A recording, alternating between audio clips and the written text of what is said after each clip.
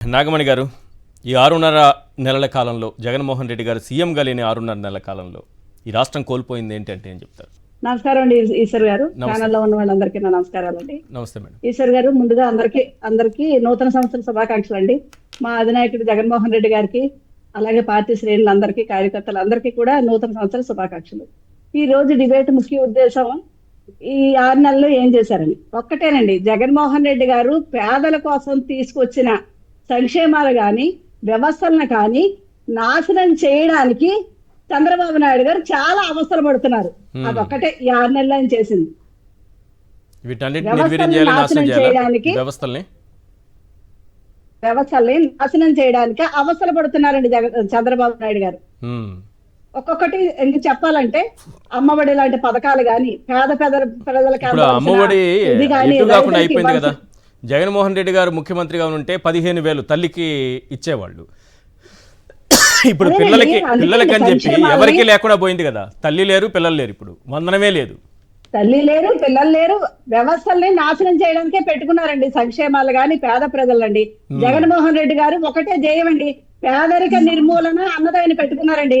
చంద్రబాబు నాయుడు గారు పేదల నిర్మూలన అన్నది పెట్టుకున్నారండి. అదొకటే మీరు ఆలోచించండి. అంటే మామూలుగా పేదరిక నిర్మూలన కోసం ఎవరైనా పనిచేస్తారు, పేదల నిర్మూలన ఏంటి? మరి పేదల నిర్మూలనే కదండి. మరి సంక్షేమాలు ఆపేశారంటే, సంక్షేమాలు చదువులు లేవు అంటే, వాళ్ళకి ఇవ్వాల్సిన ఆర్థిక వనరులు అందట్లేదంటే పేదల నిర్మూలన కాదా సార్? అంతే. పేద ప్రజలకు ఇంగ్లీష్ మీడియం కి ఎన్ని అవాంతరాలు ఇప్పుడు పెట్టి ఆపేశారు. అవన్నీ చదువుకుని పిల్లలకి మొన్న మన పేపర్లో కానీ న్యూస్ లో చూసామండి. ఆ పిల్లల కాళ్ళకి షూస్ లేక అడవిలోంచి నడిచి వస్తుంటే ఆ హృదయ విదారకమైన దృశ్యాలండి.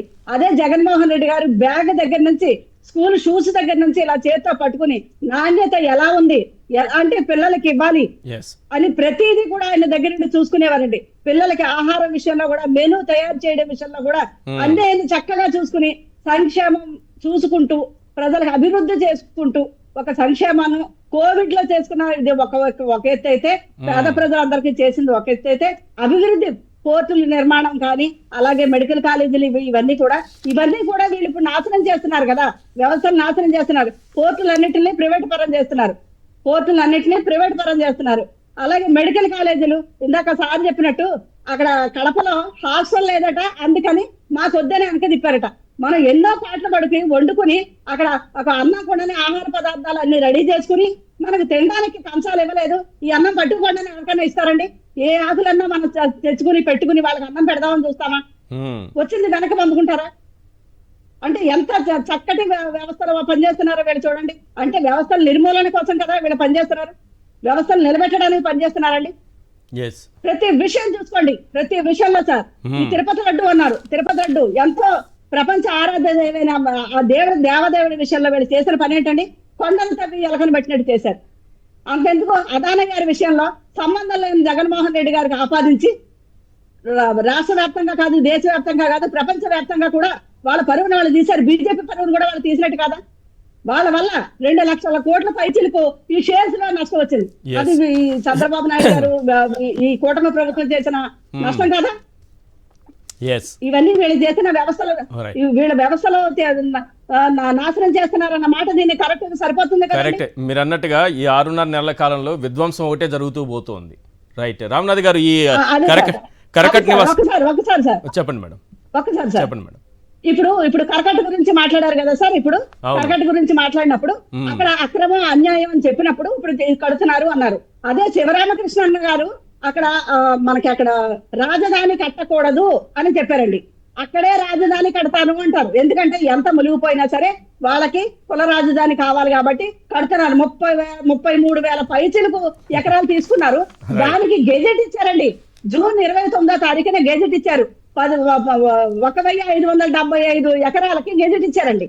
మిగిలిన ఏం చేద్దామని, రియల్ ఎస్టేట్ చేద్దామనే కదండి వాళ్ళందరూ అక్కడ పెట్టుకున్నది. మీరు చూసారా సార్ 29వ తారీఖున వచ్చిన గెజెట్ చూసారా ఈశ్వర్ గారు? అందులో ఎన్ని వేల ఎకరాలకు ఉందండి. అలాగే ఆరోగ్యశ్రీ విషయంలో కూడా ఇప్పుడు ఇన్సూరెన్స్ మోడ్కి ఇస్తున్నారు. ఇన్సూరెన్స్ మోడ్ లో టీపీఏ ద్వారా ఇస్తున్నారండి. అంటే థర్డ్ పార్టీ అడ్మినిస్ట్రేషన్ కి ఇస్తున్నారు. థర్డ్ పార్టీ అడ్మినిస్ట్రేషన్కి వెళ్ళిపోతే దానికి ఎవరికి లబ్ధి పొందుతారు? అది ఇన్ని రోజులు ట్రస్ట్ పేరుతో ఆరోగ్యశ్రీ ట్రస్ట్ పేరుతో నడిచింది. కదండి, ఎస్, ఇన్సూరెన్స్ వాళ్ళకి అంతే కదండి. కట్టబెడుతున్నారు. ట్రస్ట్ బోర్డు అడగడం ఇప్పుడు థర్డ్ పార్టీ అడ్మినిస్ట్రేషన్ టీపీఏ ద్వారా వెళ్ళిపోతుంది. అది దానివల్ల నష్టం ఎవరికండి? కరెక్ట్. ఎవరికి ఇది ఎవరికి లబ్ధి చేకూరుతుంది? ఇవన్నీ వ్యవస్థను నాశనం చేయడం కదా. రైట్ రైట్ ఇది పేద ప్రజలకి వీళ్ళు ఏ విధంగా ఉపయోగపడుతున్నారు?